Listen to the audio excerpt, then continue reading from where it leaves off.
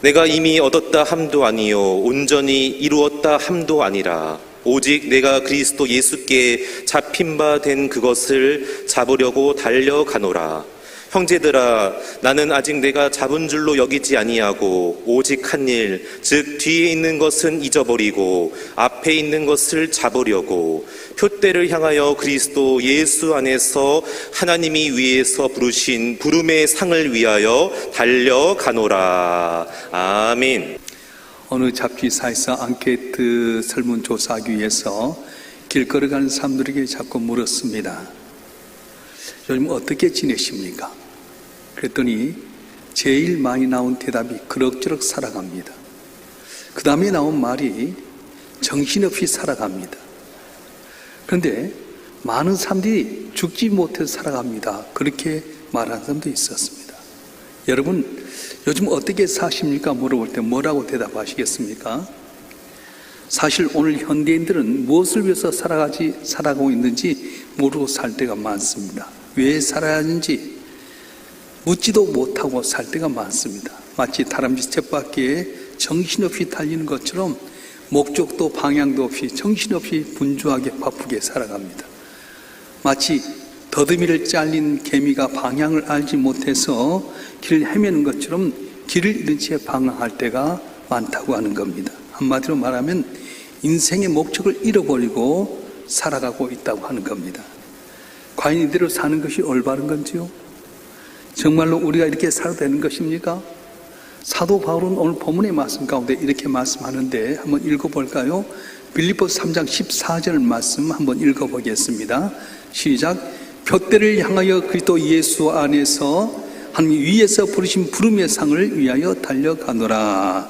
아멘. 표대를 향하여 그리스도 예수 안에서 하나님 위에서 부르신 부름의 상을 위하여 달려가노라. 바울은 자기의 삶을 이렇게 고백합니다. 표대를 향해서 달려가고 있는 삶이다. 그래서 표대를 향해 달려가노라 한 말은 두 가지 의미가 있는데, 경주자가 목표를 향해서 정신없이 전력 진료하는 모습을 이야기하고 있고요. 또 하나는 사냥꾼이 자기가 사냥하려고 하는 목표를 향해서 계속해서 집념을 갖고 추격하고 있는 모습을 이야기할 수 있습니다. 다시 말하면 사도 바울은 경주자가 목표를 향해서 전력 질주하듯이 사냥꾼이 목표를 향해서 그걸 찾아 계속해서 추적하듯이 그 목표를 향해서 목적을 향해서 집중하고 있다. 그렇게 말씀하고 있습니다.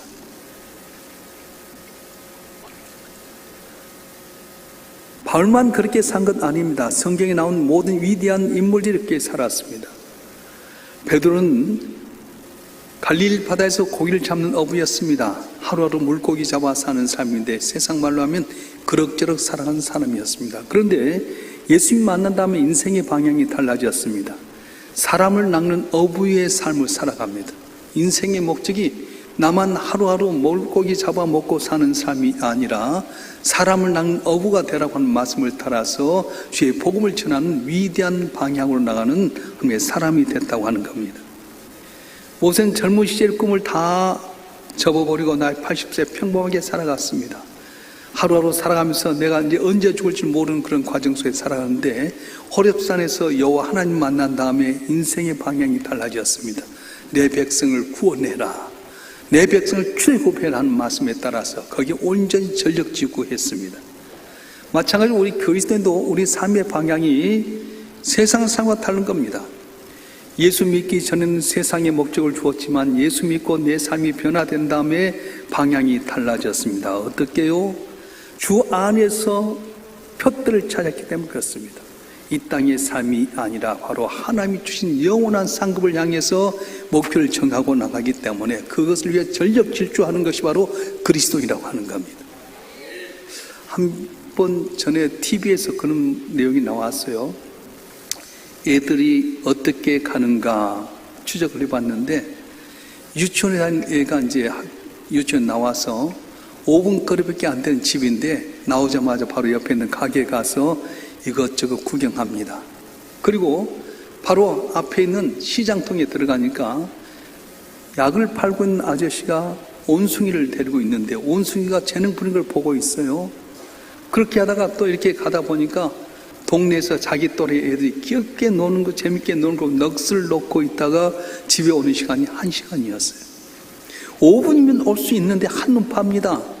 집으로 곧장 가야 될 때 목표가 없이 이리 한눈 팔고 저리 한눈 팔다 보니까 1시간이 되고 말았습니다. 그렇습니다. 인생의 목적이 없는 삶이 이렇습니다. 한눈 팔게 됩니다. 그 삶에 초점이 없습니다. 그 삶이 한없이 늘어지고 곤태롭습니다. 그래서 인생의 마감이 다가올 때 어떻게 합니까? 나 뭐하고 살았나 하면서 허무해하고 낙심하게 된다는 겁니다. 그러나 인생의 목적이 확실히 정해진 사람은 이것저것에 한눈 팔지 않습니다. 무엇인가에 초점을 맞춰 나가고 있습니다. 발걸음이 분주합니다. 그래서 인생의 마감이 다가올 때마다 보람된 열매를 더 풍성하게 맛보게 되고 감사, 기쁨을 얻게 되는 겁니다. 우리는 과연 살아가면서 어떤 인생의 목적을 가져야 됩니까? 이사야서 43장 7절을 보면 이렇게 말씀하는데요. 한번 읽어볼까요? 이사야서 43장 7절 말씀 시작. 내 이름으로 불려진 모든 자 곧 내가 내 영광을 위하여 창조한 자를 오게 하라. 그를 내가 지었고 그를 내가 만들었느니라. 아멘. 내 영광을 위한 창조자, 창조한 자를 내게 오라. 내가 그를 지었고 만들었다고 말씀하신 거예요. 이사야서 43장 21절 말씀도 볼까요? 이사야서 43장 21절 말씀 시작. 이 백성은 내가 나를 위하여 지었나니 나를 찬송하게 하려 함이니라. 아멘. 하나님 우리를 창조하신 분이시고 우리는 피조물입니다. 우연히 만들어진 것이 아니라 하나님 영광을 위해서, 하나님 찬송하기 위해서 우리가 만들어졌다고 말씀하신 거예요. 그래서 우리 인간은 다른 피조물과 다릅니다. 특별히 하나님 영광을 위해서 찬송하기 위해서 만들어진 존재라는 겁니다. 그래서 우리는 그 목적을 깨달아야 됩니다. 하나님께 정하신 목적을 내 삶의 표대로 삶아야 됩니다. 그리고 그 표대를 향해 최선을 다해서 달려가야 됩니다. 이것이 바로 우리 그리스도의 삶인 겁니다. 오늘 보면 12절 말씀 보면 이렇게 말씀하는데요. 한번 읽어볼까요? 12절 말씀 시작. 내가 이미 얻었다함도 아니요 온전히 이루었다함도 아니라 오직 내가 그리스도 예수께 잡힌 바 된 그것을 잡으려고 달려가노라. 아멘. 사도 바울은 인생의 목적을 이야기하는데 예수께 잡힌 바 된 그것을 향해서 달려가노라 말씀하셨어요. 원래 바울은 예수 믿기 나름대로 온대한 꿈을 갖고 있었습니다. 고향 길리기아 다소에서 온대한 꿈을 갖고 이렇게 예루살렘에 유학을 오게 됩니다. 그리고 유대교에 철저히 헌신해서 그 당시에 신흥 종교로 골치 아픈 존재였던 기독교를 핍박하는 데 앞장서게 됩니다. 유대교에서 총봉받는 사람이었습니다. 최고의 랍비가 돼서 한 시대를 풍미할 야심찬 꿈을 갖고 있었습니다. 그런데 다메섹에서 예수를 만난 다음에 그 인생이 완전히 달라졌습니다. 예수에 붙잡힌 바 됐습니다. 그리고 그분이 자기를 붙잡은 이유가 무엇인지를 깨닫게 되었고, 그리고 그 이유에 최선을 다하는 삶을 살게 된 것입니다. 그러기 위해서 바울은 그동안 자기가 꿈꾸던 모든 것을 다 마물에 찢기처럼 어물처럼 버려버렸다고 말씀합니다. 우리 그리스도인들 주님이 주신 인생의 목적을 갖고 살아야 됩니다. 세상에서 얻은 인생의 목적이 아닙니다. 내 스스로 세운 인생의 목적이 아닙니다. 주님께 잡힌 바 된 그것에서 우리 인생의 목적을 세워야 된다는 겁니다. 요즘 우리 시대의 문화 흐름이 뭐냐면 웰빙이라고 하는 거예요. 웰빙 할 때 웰이라고 하는 것은 건강한, 만족한, 행복한 그런 뜻이 있고요. 빙이라고 하는 것은 삶인데 건강하고 행복하고 즐거운 삶을 유지하는 삶이 많아졌습니다.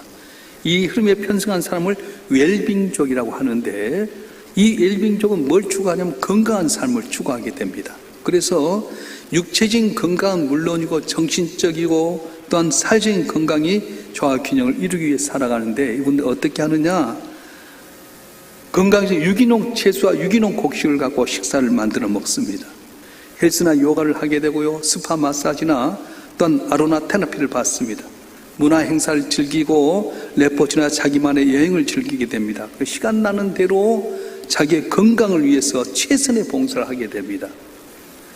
이 웰빙족도 뚜렷한 목표가 있습니다. 건강한 삶을 사는 목적입니다. 그런데 안타까운 것은 그 목표가 자기 자신만을 위해서 산다고 하는 거예요. 호평하자고 하면 나만 잘 먹고 잘 살아보자는 겁니다. 우리가 인생의 목표를 세우는 것 중요합니다. 그러나 인생의 목표를 잘 세워야 됩니다. 자기 자신의 붙잡힌 바 된 목표는 아닙니다. 자기 가족만을 위해서 사는 목표도 아닙니다. 또한 민족주의적으로 자기 사회와 국가에만 사로잡혀도 안 됩니다. 우리 인생의 목표는 주님께 사로잡힌 바 된 목적이어야 된다는 겁니다. 미국 교회뿐만 아니라 우리나라에서도 아주 빅히트를 쳤던 세들베이커 릭 오렌 목사님이 우리 인생의 목적이 어떻게 해야 되느냐에 따라서 삶이 달라진다고 하는 것에 대해서 책을 썼는데, 목적이 이끄는 인생이란 책입니다. 목적이 이끄는 인생. 그 책에 보면 우리 사람들이 목적을 잘 못 정하고 산다는 거예요. 그 이유가 무엇이냐? 창조하신 하나님의 뜻과 목적과 무관하게 내 마음대로 목적과 목표를 정해 살기 때문에 올바른 인생의 목적을 정하지 못했다. 우리 인간은 우연히 창조된 존재가 아니다. 하나님께서 뜻을 가지고 우리 이 땅에 만들어 주셨는데, 그렇기 때문에 우리가 목적을 정하게 될 때에 반드시 하나님이 원하는 목적에 맞춰 살아갈 때 그때 주의 은혜가 임하게 되고 평안이 오게 되고 행복하게 된다, 이렇게 말씀했습니다.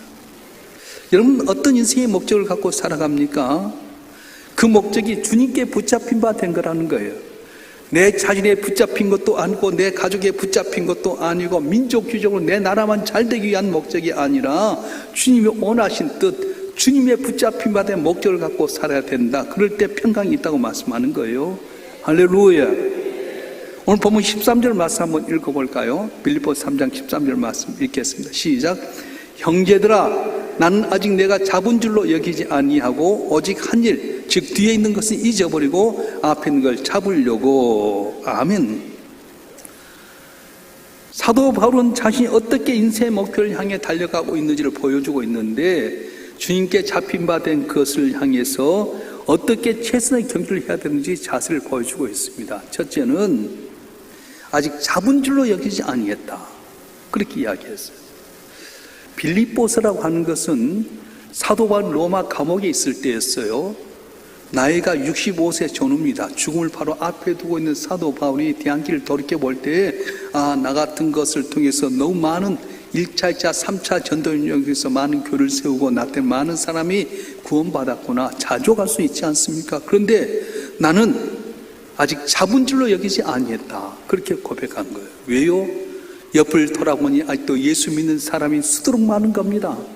구원받아야 할 사람들이 너무도 많은데 내가 다 됐다고 할 수 없다, 그렇게 말하는 겁니다. 여러분, 어느 정도 내가 이루고 나면 나 다 됐다, 이렇게 표현하지 않겠습니까? 근데 아직 난 잡은 줄로 여기지 아니하노라 말씀했어요. 우리 노예에 제가 존경한 은퇴 목사님인데 은퇴한 지 한 5, 6년 되셨어요. 목사님 요새 어떻게 사십니까? 그때 바쁘게 산다는 거예요. 아니, 은퇴하고 나서 좀 한가롭지 않습니까? 그랬더니 목사님 하지만 더 바쁘다는 거예요. 옛날엔 한 교회만 묶여 있어서 교일만 했는데 이제는 자유롭게 하다 보니까 한 달 2번씩은 어려운 교회 가서 설교하고 성교비 지원한다는 겁니다. 그리고 목사 합창단 있으면 그 합창단에 찬양하게 되고요, 기도 모임에서 기도 모임 가고요. 너무너무 바쁘다는 거예요. 그 어른 말씀이 뭐냐면, 단임 목회 은퇴는 있어도 신앙생활 은퇴는 없다. 목사로서 사역에는 은퇴는 있어도 종으로서 사역에는 은퇴가 없다, 그러더라고요. 여러분 잘 들으세요. 단임 목회 은퇴는 있어도 신앙의 은퇴는 없습니다. 목사로서 사역에는 은퇴는 있어도 종으로서 사역은 은퇴가 없다는 거예요. 여러분 직장 다니다가 아이고 나 이제 60세 되어서 65세 되어서 은퇴해서 손 놓습니까? 아닙니다. 직장에서 은퇴는 있어도 여러분 신앙인 은퇴가 없는 거예요. 아멘도 안 한 것 보라. 신앙인 은퇴가 없습니다. 내 삶 가운데 주님의 목표를 향해 나가게 될 때에 나는 아직도 주변 돌아보면 예수 믿는 사람이 다 있어야, 아직도 예수 믿는 사람이 없는 걸 보면서 사도 바울은 아직 이룬 줄 못했다, 난 내가 이루지 않았다고 고백했던 것처럼 여러분 한 분 한 분 함께 정해진 목표를 향해 나가게 될 때 나는 아직 이루지 못했다.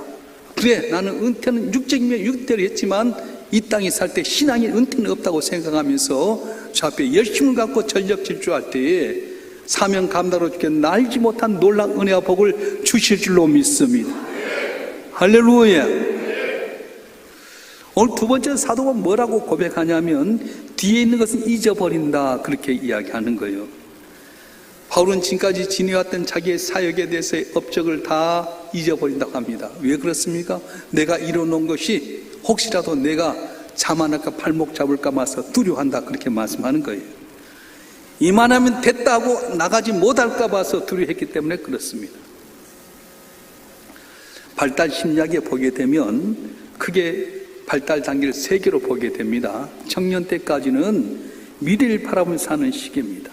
장년기는 현재와 씨름하며 사는 시기고요. 노년기는 과거를 회상하면서 사는 시기입니다. 그래서 많은 노인들이 서로 만나게 되면 미래에 대해서 이야기를 하지 않아요. 과거에 대해 왕년에 내가 어땠어? 나 때는 어땠어? 노인정 가면 다 옛날 왕년에 내가 어땠다는 이야기하지 미래에 내가 어떤 계획 갖고 있지 않지 않습니까? 근데 우리 그리스도는 그러지 않습니다. 아직 다 이런 것이 아니기 때문에 마라톤 선수가 마지막까지 가는 가운데 중간 정도 왔는데 내가 지금 1등이야? 4분의 3 정도 한 내가 세계 신기록 세웠다? 그렇게 말하지 않아요. 끝까지 가봐야 되지 않겠습니까? 우리 그리스도는 아직 달려야 될 거리가 많이 남아있기 때문에 옛날 얘기에 대해서 심취해 있어서는 안 됩니다. 왜? 아직도 뛰어야 되기 때문에 그렇습니다. 여러분이 옛날에 했던 이야기에 대해서 이야기하지 마시고 주님 나라 갈 때까지 내가 해야 될 일에 대해서 이야기함으로 말미암아서 그 꿈 갖는 대로 이루어지는 귀한 복이 있길 주님으로 축원합니다. 축원합니다. 세 번째는 앞에 것을 향해 달려간다 이렇게 말했어요. 육상 선수가 바로 앞에 있는 목표를 향해 달려가는 겁니다. 여러분 올림픽 때 보면 100m 선수들 얼굴 실룩실룩하게 된 건 뭐냐면 힘차게 달리다 보니까 옆에 있는 관중들 볼 필요도 없습니다. 뒤에 사람 볼 필요도 없습니다. 오직 목표만 하면서 전력 질주하는 것처럼 사도 바울은 위에서 부르신 부름의 상을 향해서 전력 질주한다. 앞을 향해 달려간다. 그렇게 말씀하는 겁니다. 여러분, 저와 여러분 한 분 한 분도 최선을 다해 달리게 될 때에 마지막 꼬린쯤에 들어갈 수 있게 된다가 기억하셔야 됩니다. 그리스도인들은 오늘도 표들을 향해서 최선의 경주를 달리는 사람이라고 하는 겁니다. 이 세상의 목적을 잃어본 채 사는 사람이 얼마나 많이 있습니까? 그러나 우리 그리스도인들은 올바른 목적을 향해 살아가야 된다는 겁니다. 사람들이 목적을 가졌어도요, 자기 자신을 위한 목적, 자기 가족을 위한 목적, 자기가 있는 그 세상에 대한 목적을 갖고 살 때가 많습니다. 그런데 우리 그리스도인들의 목적은 뭐냐? 하나님 영광을 위한 목적을 갖고 살라고 하는 겁니다. 그래서 그 목적을 위해서 최선을 다해 살고 있는 사람이 기독교인이에요. 여러분 어떻습니까? 사도 바울이 일생 하나님 영광 위해서 목표를 두고 달렸던 것처럼 내 인생의 목표를 거기에 두고 살아가고 있습니까? 세상에 휩쓸려 살아가서 부름받은 사명 감당치 못하고 세상 것에 집념하고 거기에 열정적으로 살아가는 겁니까? 많은 사람들이 목표를 너무 낮은 데 줄 때가 많습니다. 일본의 기독교 문학자 노베츠라고 하는 사람이 그분의 시 가운데 너의 둥지는 너무 낮았다는 시가 있어요. 이분이 자기 정원에서 작은 새가 둥지를 튼 걸 보았습니다. 그런데 보니까 너무 둥지가 낮은 것 같아요. 저기 놔두면 위험할 텐데. 근데 그 새가 거기 둥지를 들고 쌍쌍이 만나서 알을 까고 부화를 시켰어요. 오손도손 행복하게 잘 사는데 어느 날 광해가 와서 그 새끼를 다 잡아먹어 버렸어요. 요 정도 둥지면 행복하고 오손도손 잘 살겠다고 생각했던 순간인데 어느 날 광해가 와서 새끼를 다 잡아먹어 버립니다. 그리고 졸지에 새끼를 잃었던 어미가 울고 있었습니다. 이걸 보고 시인 시가 둥지는 너무 낮았다 그런 시였습니다. 어떤 분이 이런 말을 했습니다. 먹이를 찾아 다니는 달매기가 부둣가만 맴돌지 저 높은 곳을 향해 날아간 갈매기는 저 멀리까지 본다 그렇게 말했습니다. 인천 안에서 영종도까지 배를 타고 가다 보면요 갈매기 떼들이 옵니다. 뭘 준지 아세요? 새우깡 주면 다 거기에 와요. 먹고 살기만 위해서 날아다니는 갈매기는 부둣가에만 머물러요. 그러나 높은 뜻을 갖고 사는 갈매기는 더 널리 본다고 하는 겁니다.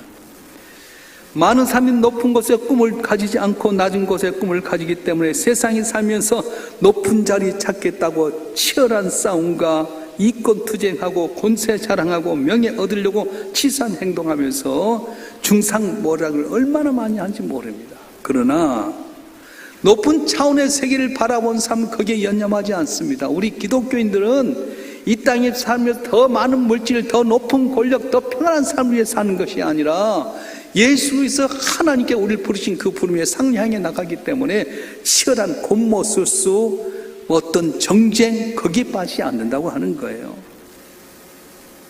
여러분, 세상 삶 너무 낮은 것에 목표 두지 마세요. 돈은 삶의 목표가 아니라 방편입니다. 돈 많이 벌어봤자 한 푼도 못 쓰고 하냐. 제일 불쌍한 사람이 누구겠냐? 재벌 들 것 같아. 몇 조 원 벌었지만 다 쓰고 갑니까? 못 쓰고 가잖아요. 돈은 삶의 방편일 뿐입니다. 세상에 추구한 모든 지혜와 지식과 실력 다 방편이지 목적이 될 수 없습니다. 사고 나면 다 끝나버린 거예요. 무한 비행기 사고 난 거 봤죠? 한순간에 끝나버린 거예요. 생각지 못했던 자동차 사고 나면 내가 갖고 있는 웅대한 꿈이나 어떤 지기에도 아무것도 아니지 않습니까? 그러나 위에서 부르신 부름의 상을 향해 푯들을 향해 전적질주하면 부르신 나를 창조하신 하나님이 당신의 영광을 위해서 목표를 사는 우리에게 도와주시고 인도하여 주셔서 언제나 우리 삶이 꺼질 것 같은 등불이만 꺼지 않고 홀로 타서 주의 영광을 나타내는 복된 삶이 되어질 줄로 믿습니다. 이걸 우리가 알고 더 높은 곳에 삶의 목표를 정해야 됩니다. 높이 올라가기 위해서 움직여야 됩니다. 하나님께서는 우리에게 올라가라고 믿음이라는 날개와 은혜라고 날개를 주셨어요. 이 날개를 계속 퍼득거려야 됩니다. 움직이지 않으면 추락하게 됩니다. 망하려고 하면 노력할 필요 없습니다. 죽으려면 밥 안 먹고 있으면 죽게 됩니다. 그러나 올라가려고 하면 힘들면 노력해야 됩니다. 여러분, 믿음이 올라가기를 원하십니까? 그렇다면 믿음의 날개와 은혜의 날개를 펄럭거려서 계속해서 열심을 갖고 전진하시길 주로 축원합니다. 그때 은혜를 주실 줄 믿습니다. 다음 주는 우리 교회 추수감사주로 지키게 됩니다. 오늘 또 우리 장로들한테 이야기 보니까 이 농사진 장로님이 수학이 50%밖에 안 됐대요. 흉작입니다.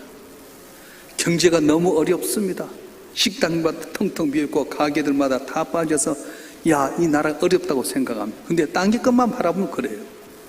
위에서 보면 또 다른 축복이 있거든요. 이번 추석 명절 때 모처럼 우리 네가 둘이 있는 시간이 있었어요. 딸들도 다 시댁 가고 둘이 남았을 때 여보 뭐 할까 그러다가 우리 집사람이 여보 경복궁 갑시다. 그래서 지하철을 타고 경복궁에 갔습니다. 근데요, 세상에 경복궁에 얼마나 사람이 많은지 쓰라미처럼 몰려든 외국 사람들요 한복 입고요. 우와, 그렇게 많은 사람이 밀려들 줄 몰랐어요. 오래간만에 제가 신학대학 와서 처음 왔을 때 우리 형님하고 경복궁 갔는데 앞에 근정전만 보고 말았는데 한번 보니까 얼마나 경복이 큰지요. 가는 곳마다 사람 인산이네요. 그러다가 이러지 말고 여보 명동에 명동 교자가 있는데 먹으러 가자. 그래서 지하철 타고 명동에 갔어요. 명동은 제가 주름 잡았거든요. 왜냐하면 한양교를 한 듯이 명동역에서 5분 거리 있었고요. 제가 5년 교육전사 했지 않습니까? 영락현 2년 하니까 명동에서 5분이면 갈 수 있어요. 예전에 명동 교자가 명동 가운데 있었는데 세종호텔 바로 밑에 겉으로 나왔는데요. 세상에 사람이 얼마나 많은지. 일산서 킨텍스역에서 GTX 타면 서울역까지 17분, 서울역에서 4호선으로 2번 가면 명동역이에요. 한번 가봅시다.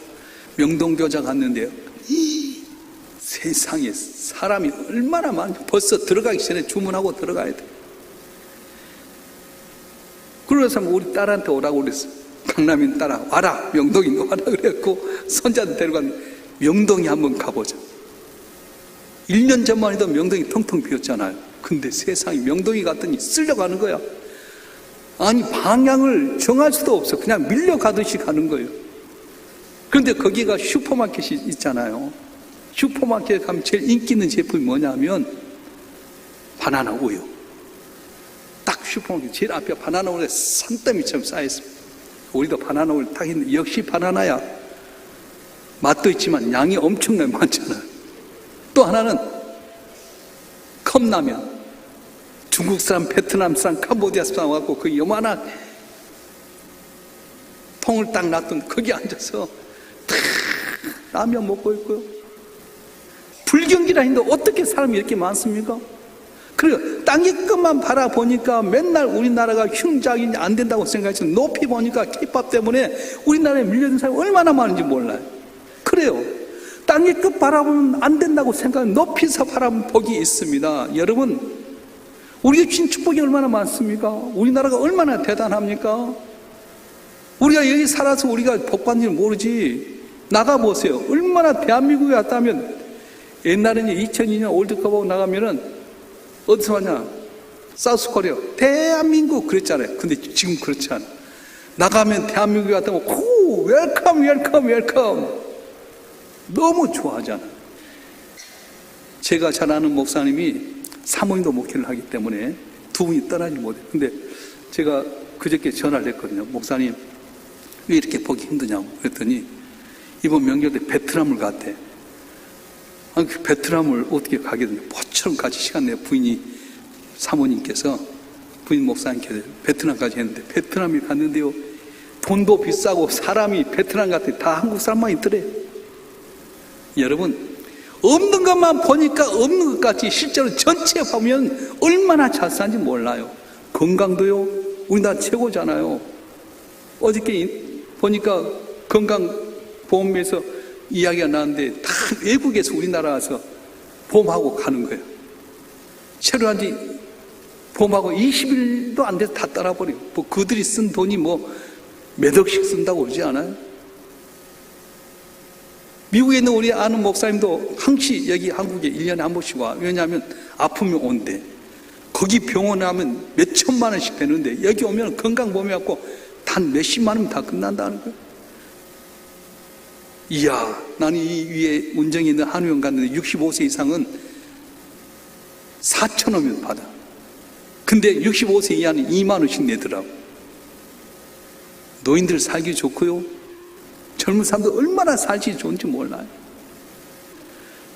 땅의 끝만 바라보고 눈앞에 것만 바라보면 감사할 것 없지만 높은 곳에서 바라보면 더 엄청난 축복인데 이걸 모를 때가 많아요. 다음 주는 눈앞에 있는 낮은 것에 목표를 두지 말고 위에 부르신 하나님의 목표를 향해서 온 가족이 주 앞에 나와서 추수감사할 주께 영광 드리는 우리 성도가 되었으면 좋겠습니다.